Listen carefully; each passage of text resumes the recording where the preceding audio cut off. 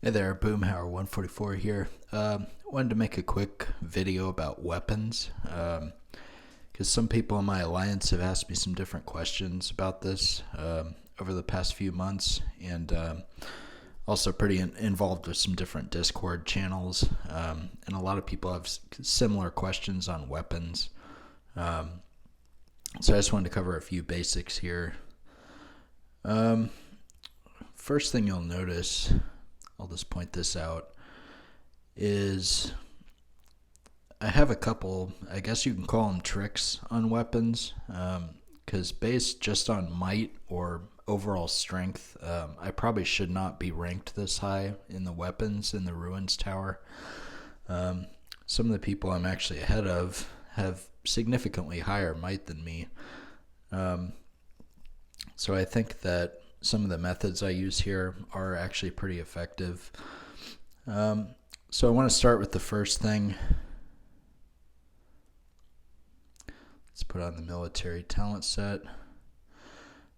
First thing is that the weapon stats are passive. They are not active. That seems to be a common question that people have about this. So I can show you a way to prove this. So if you go into the Hall of War, you can go to your troop set. I'm fighter primary. So if you go in here and look at the boost details, you'll see that the troop stats are, somewhere around 1100%, particularly for the defense and HP. So if I go and unequip a weapon from a hero that's not in that march, so this one provides 100% extra troop stats.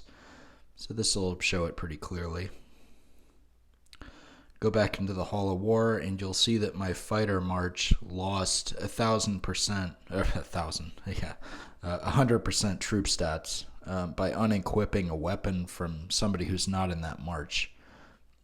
So again, that pretty clearly shows that they're passive and not active. Let me just put that back on so I don't forget to do that. So a couple places where you might want to use weapons that you might not think of. In Ultimate Challenge, that's a spot where you may want to use them, especially for some of the harder stages. 250 doesn't really count because this stage is ridiculous. But some of the other stages, like 245, that was all yellow, I tried to put the best weapons on the yellow heroes in there. Another case is Arena. On your defense, you want to put good weapons on these heroes because the weapon stats do apply, even though it's not obvious or reflected in the might. So my defensive lineup, Phoenix and Ephraim both have Apex weapons. Fox and Mantis both have Epic, and Eve has a rare. And those do really help a lot. In fact, I've compared actually with an alliance mate of mine, my +6 Phoenix with the Apex weapon actually has better stats than a +7 with a rare weapon, and that's before counting the hero skin effects. So when somebody faces this lineup, they don't realize they're actually facing basically a +7 Phoenix and +7 Ephraim. So somebody might look at this lineup and say, hey, I can beat that. And if they all had common weapons, then yeah, they probably can. But as they start to get in the battle, they realize it's a little tougher than they probably think. So same thing applies for this event, where you have a lot of heroes involved. Just kind of glancing over this, most of the heroes in here,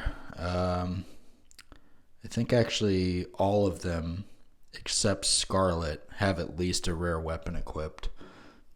So again, some of these defenses can overperform a bit if you have weapons equipped.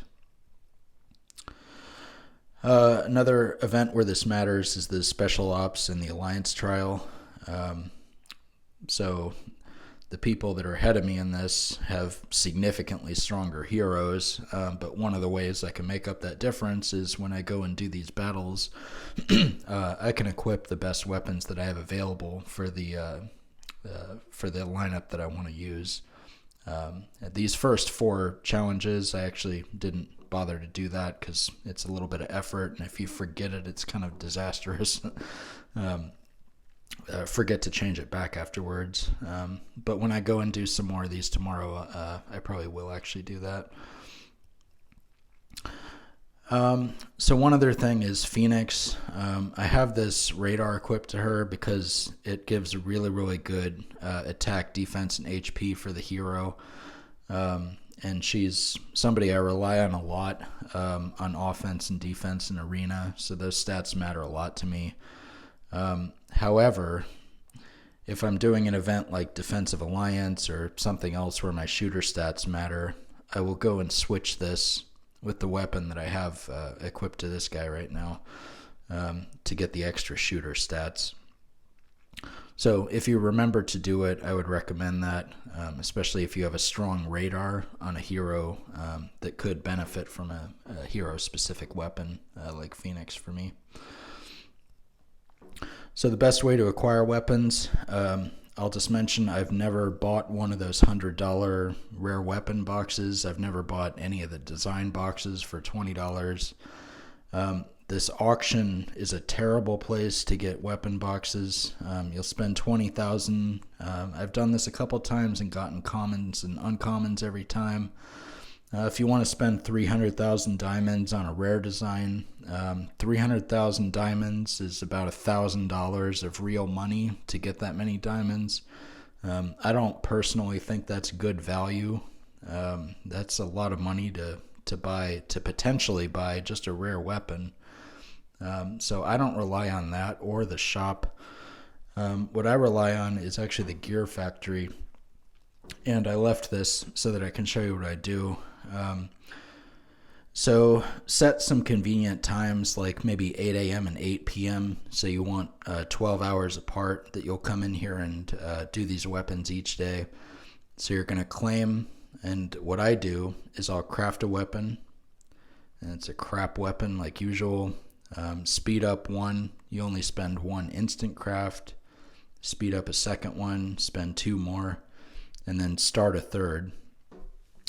So that way you build a total of 4 weapons per day by only spending 3 instant crafts. So I find that to be pretty good value. And by the time you get up to 50 weapons, you'll get some kind of design here. I've actually never gotten a rare design box out of here. I always get one of these other ones. But eventually you'll have enough scraps that you can come in here, and the best value in here, in my personal opinion, is the rare design box. It's not public information, but I have it from a trustworthy source that the rare weapon design is 72% rare, 20% epic, and 8% apex. And the one time I did buy one of these was for a frame, and I got an apex out of it. So it's definitely possible to get a good weapon out of these. If you have epics equipped and you would not benefit from a rare or epic, maybe you go with the epic design box, but it's 5 times more expensive. And if you buy 5 rare boxes, your odds are 40% of getting an apex, at least 1 apex out of those 5 boxes.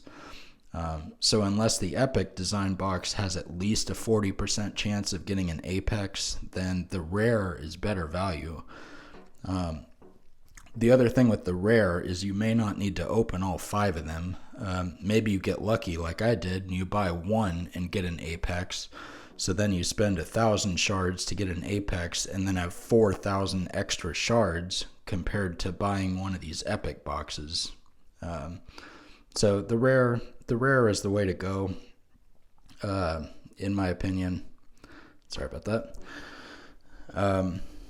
And when I get my next 1,000 shards, I'm going to work on Scarlet, because she's the one that I need to upgrade from an uncommon. The 3 that I have uncommons for are her, Leah, and Ironclaw. And Leah and Ironclaw, you can't buy those boxes from the design shop there.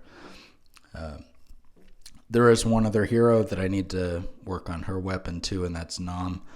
I only have her at plus 3 though. So until you get her to plus 4, you're not going to benefit from having a good weapon anyway. And even worse than that is Tomio, who I think is a terrible hero. I actually still just have a radar on her. So even if I got like a rare epic weapon for her, it wouldn't help me very much because she's just a plus 0. So when you're looking at weapons, consider the enhancement level of the one that you're planning to put the weapon on and how much you'll benefit from it. That's one thing you definitely want to do. The other thing you'll notice is that every 5-star hero I have is at least level 211, and that's because I want to equip weapons on all of them, even if it's just one of these rare radars. I have at least a rare radar on all of these heroes that I don't really use, because occasionally you do use them in some kind of match 3 or some other purpose. So you want the hero stats that these good weapons provide. But that should be your ultimate goal. For every hero you have unlocked, you should try to put a weapon on there because, again, the stats are passive. So I think that was pretty much all I wanted to cover. Yeah, just kind of looking over this. Yeah, most of these rare radars are on heroes that I don't use very often. The epics are on heroes that I do use more regularly. So the epic provides better stats than the rare, obviously, for the hero. So Mantis is one that I use a lot in Arena. So obviously I want an epic on Mantis for the extra hero stats. Same with Atropos, however you say it. Also better stats because she's a hero that I use. And it's okay to put something that's not a radar. Like I have a second Desert Magnum that I just put this on Lady M because this is a hero that I also use quite a bit, especially in Alliance Trial. So it's good to have good weapons on the ones that you use. All right, so I think that was all I wanted to cover on that. Yeah, if you had any other questions or anything else about it that I may not have remembered to cover here, feel free to DM me or contact me.